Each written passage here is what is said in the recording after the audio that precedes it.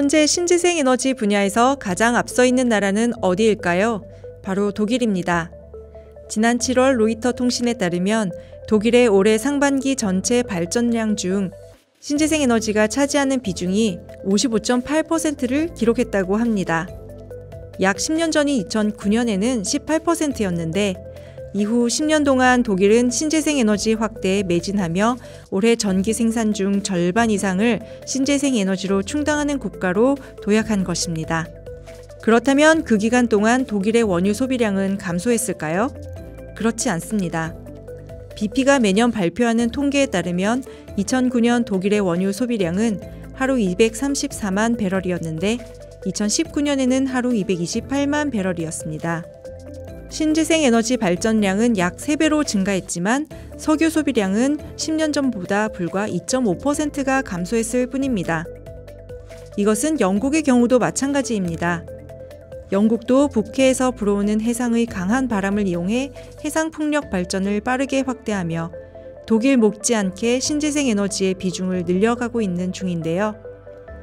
영국은 2009년 이후 신재생 에너지의 발전 비중을 약 5배로 증가시키면서 2019년 기준 약 37%의 전기를 신재생 에너지에서 얻었습니다. 그러나 독일과 같이 같은 기간 원유 소비량은 불과 5% 감소하는 데 그쳤습니다.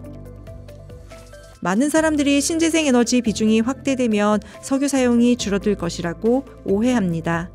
이것은 신재생 에너지 확대로 인해 전체 에너지 비중에서 석유가 차지하는 비중이 감소하고 나아가 석유의 시대가 곧 끝날 것이라는 생각을 야기할 수 있습니다. 그러나 현실은 그렇지 않습니다. 신재생 에너지는 석유의 자리를 잠식할 수 없습니다. 독일의 지난해 원유 소비량은 앞서 언급했듯이 하루 228만 배럴입니다. 한국의 소비량인 하루 276만 배럴보다 적은 양으로 보입니다. 그러나 한국은 수입한 원유의 절반 이상을 휘발유, 경유, 등유 등의 석유 제품과 석유 화학 제품으로 정제하고 가공해 수출을 하고 있습니다. 이렇게 가공 후 수출한 물량을 제외한 순 소비량을 놓고 비교한다면 독일은 경제 규모에 맞게 한국보다 훨씬 많은 양의 원유를 소비하고 있는 것입니다. 독일과 영국만을 예로 들었지만 스페인, 이탈리아, 노르웨이 등 유럽의 다른 국가들도 신재생 에너지 개발과 사용에 적극적입니다. 그러나 유럽은 여전히 경제 규모에 비례하여 막대한 원유를 소비하고 있습니다. 그렇다면 신재생 에너지의 증가에도 불구하고 왜 석유 소비량은 줄지 않는 것일까요?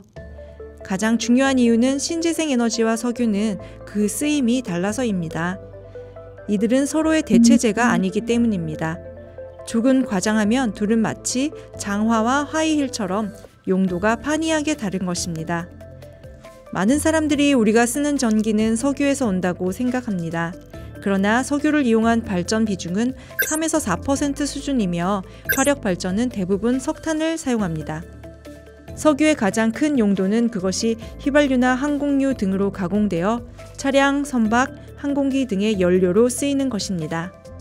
수송용 연료로 전체 석유의 약 50에서 60%가 소비가 되며 그 다음으로 플라스틱, 섬유, 화장품 등 석유화학 제품의 원료로 약 20%가 소비됩니다. 그리고 남은 일부가 산업용, 난방용 연료나 기타 용도로 활용됩니다. 반면 신재생 에너지는 전기 생산을 위한 발전용으로 대부분 쓰입니다. 신재생 에너지원 중 비중이 가장 큰 풍력으로 전기 생산은 가능하지만 그것이 항공기와 선박의 연료는 될 수 없습니다. 일부는 2차 전지 기술을 활용해 자동차의 동력원이 되기는 하지만 아직은 일부 소형차에 한정되어 있습니다. 태양광 역시 전기 생산의 원료가 될 수는 있지만 그것이 일상에서 접하는 수많은 석유화학 제품이나 아스팔트 도로를 대체할 수 없습니다. 다시 말해 신재생 에너지는 발전용 에너지로 비중을 늘려갈 것이고 마땅히 그래야 할 것이지만 그것이 석유를 대체할 수는 없는 것입니다. 그렇다면 독일과 영국이 늘린 신재생 에너지는 무엇을 대체한 것일까요? 다시 말해 그들의 노력이 석유 소비를 줄이지 못했다면 도대체 무엇을 줄인 것일까요? 여기서 독일과 영국은 흥미로운 차이를 보입니다. 독일은 2011년 후쿠시마 원전 사고 이후 적극적인 탈원전 정책을 폈습니다. 사고 이전 전체 발전량에서 약 25%를 차지하던 원자력 발전이 2019년에는 약 12% 수준으로 내려왔습니다. 독일은 신재생 에너지를 늘려가면서 원자력을 줄인 것입니다. 반면 영국은 같은 시기 원자력 발전을 유지하고 미세먼지와 이산화탄소 배출이 많은 석탄 화력 발전을 줄이는 정책을 추진했습니다. 독일과 달리 영국은 일부 원전을 새로 짓는 정책도 폈는데 약 40%의 비중을 차지했던 영국의 석탄 화력 발전은 최근 약 3% 수준까지 줄었으며 2025년까지는 모든 화력 발전소가 문을 닫을 계획입니다. 영국은 산업혁명으로 대량의 석탄 사용을 시작한 나라에서 가장 먼저 그것을 멈추는 나라가 될 것으로 보입니다. 결론적으로 풍력, 태양광 등의 에너지는 석유와 쓰임이 다른 에너지원입니다. 앞으로 에너지 분야에서 중요한 사회적 합의는 신재생 에너지의 확대에 따라 원전을 줄일 것인지 아니면 화력을 줄일 것인지와 관련될 수 있습니다. 독일과 영국은 이 문제를 두고 각기 다른 선택을 했습니다. 독일은 핵 물리학자를 나치의 부역자로 인식한 역사가 있었고, 영국은 1950년대 런던 스모그 사건으로 1만 명 이상의 사망자가 발생했던 트라우마가 있었는데, 이러한 역사적 배경이 그들의 에너지원 선택에 영향을 주었다는 주장도 있습니다. 그러나 그들의 역사적 배경과 무관하게, 그리고 그 선택이 무엇이건 간에 그들에게 석유는 여전히 주요 에너지원 역할을 유지하고 있다는 점을 염두에 둘 필요가 있습니다.